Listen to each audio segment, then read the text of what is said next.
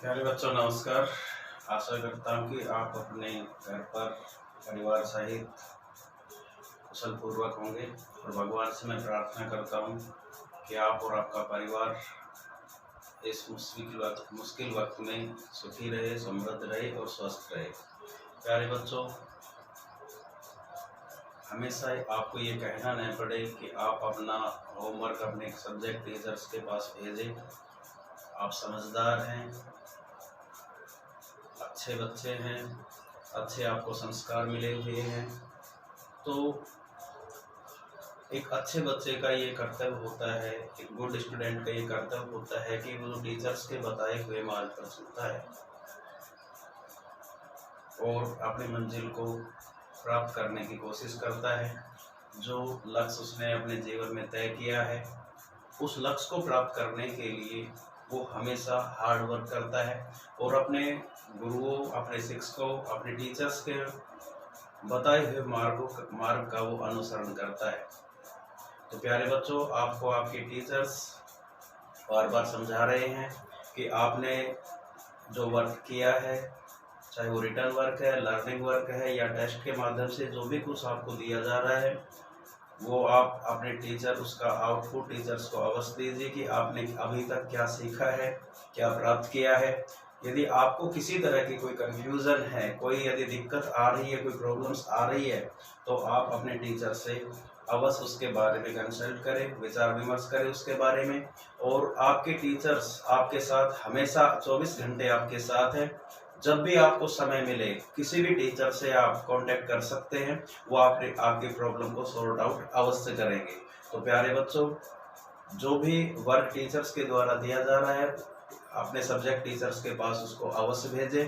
आप अच्छे बच्चे हैं, समझदार बच्चे हैं और अच्छे बच्चे जो होते हैं उनको बार बार समझाया नहीं जाता है कि उनको क्या करना है। उनको भली भांति पता है कि जो लक्ष्य उन्होंने अपने जीवन में रखा है, उस लक्ष्य को वो किस तरह से प्राप्त कर सकते हैं। प्यारे बच्चों, आज जो लेसन आपको हम बता रहे हैं,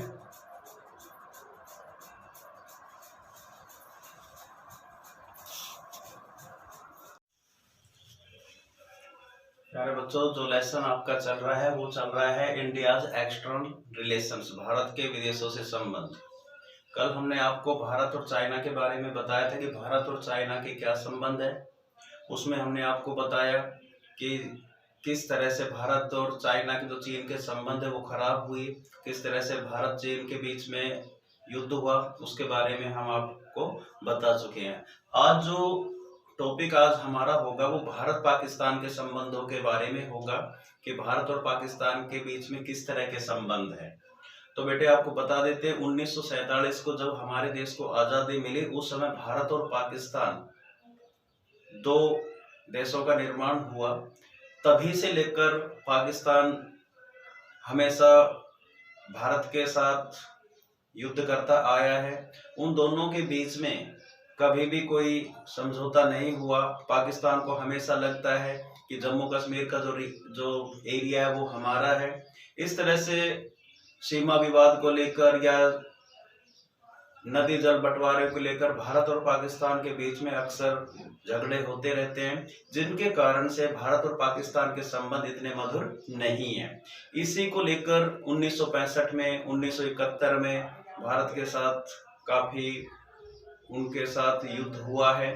तो उन्हीं युद्धों के बारे में, उन्हीं युद्ध वार के बारे में आज हम आपको बताएंगे क्यों युद्ध हुआ था।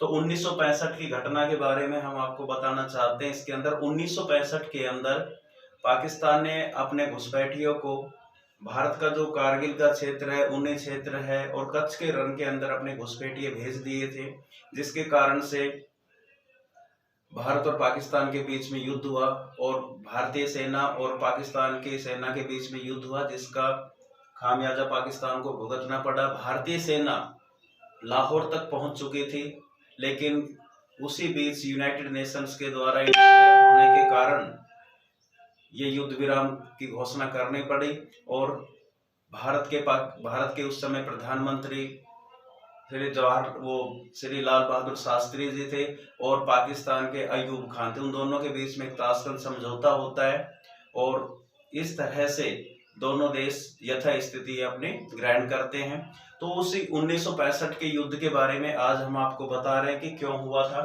तो war of 1965 between India and Pakistan, 1965 के बीच में भारत और पाकिस्तान के बीच युद्ध के बारे में आज हम आपको इसमें बता रहे हैं। तो Pakistan launch arm attack in April 1965, Pakistan ने 1965 के अंदर भारत के ऊपर अटैक कर दिया।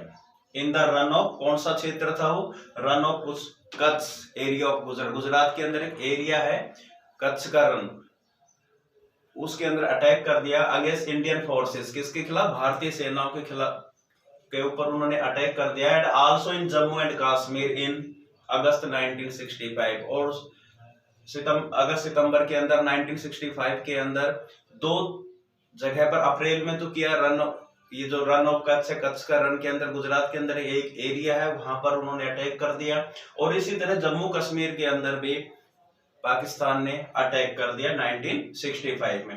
पाकिस्तान होप दैट, पाकिस्तान को ये आशा थी that it would get support from the local population, कि वहां की जो स्थानीय जनसंख्या है उससे उनको सपोर्ट मिल जाएगा, ऐसी आशा पाकिस्तान को थी। लेकिन ऐसा नहीं हुआ, but it did not happen, लेकिन ऐसा कुछ नहीं हुआ।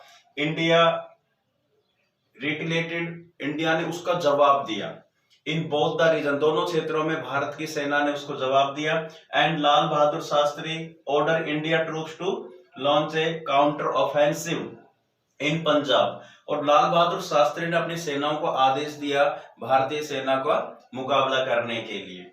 And the Indian troops reach almost two Lahore, भारतीय सेना लगभग लाहौर तक पहुंच चुकी थी। जब पाकिस्तान की सेना ने भारत के रन ऑफ कच्छ और जम्मू कश्मीर पर अटैक किया, तो लाल बहादुर शास्त्री ने अपनी सेनाओं को आदेश दिया कि वो पाकिस्तानी सेना का मुकाबला करें। इस कारण से भारतीय सेना पाकिस्तान की सेना को हराते हुए लाहौर तक पहुंच चुकी थी।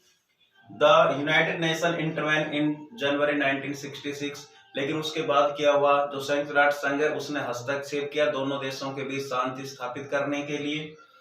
इंटरवेन इन जनवरी 1966, 1966 के अंदर हस्तक्षेप किया Indian prime minister Lal Bahadur Shastri and Pakistan general Ayub Khan.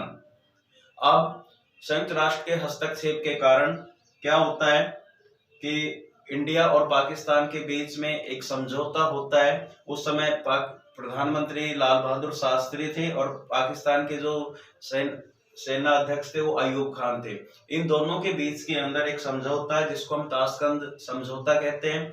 ये जो इस समय चीन ने पाकिस्तान का साथ दिया, लेकिन ये जो ताशकंद समझौता हुआ था वो सोवियत संघ के हस्तक्षेप के कारण हुआ था। सोवियत संघ ने इसमें दोनों देशों के बीच अच्छे संबंध स्थापित करने का प्रयास किया, और सोवियत संघ की पहल के कारण ही ये ताशकंद समझौता हो पाया। तो इस तरह से 1965 के अंदर भारत और पाकिस्तान के 1965 में भारत और पाकिस्तान के बीच में जो युद्ध हुआ था उसके कारण से भारत और पाकिस्तान के संबंध अच्छे नहीं रहे। हमेशा ही पाकिस्तान ऐसी हरकतें करता आया है, वो इस क्षेत्र के अंदर शांति स्थापित करने नहीं दे रहा है। कभी वो आतंकवादी गतिविधियां करता है, कभी भारत के ऊपर अटैक करता है। इस कारण से हमारा पड़ोसी देश होने के नाते भारत ने तो काफी कोशिश की है कि उसका मित्रतापूर्ण संबंध बने, लेकिन पाकिस्तान नहीं चाहता कि उनके दोस्ताना या मित्रतापूर्वक संबंध, अच्छे संबंध स्थापित हो। वो बार बार इस तरह की घटनाएं करता रहता है। इस कारण से भारत और पाकिस्तान के बीच में अच्छे संबंध नहीं है।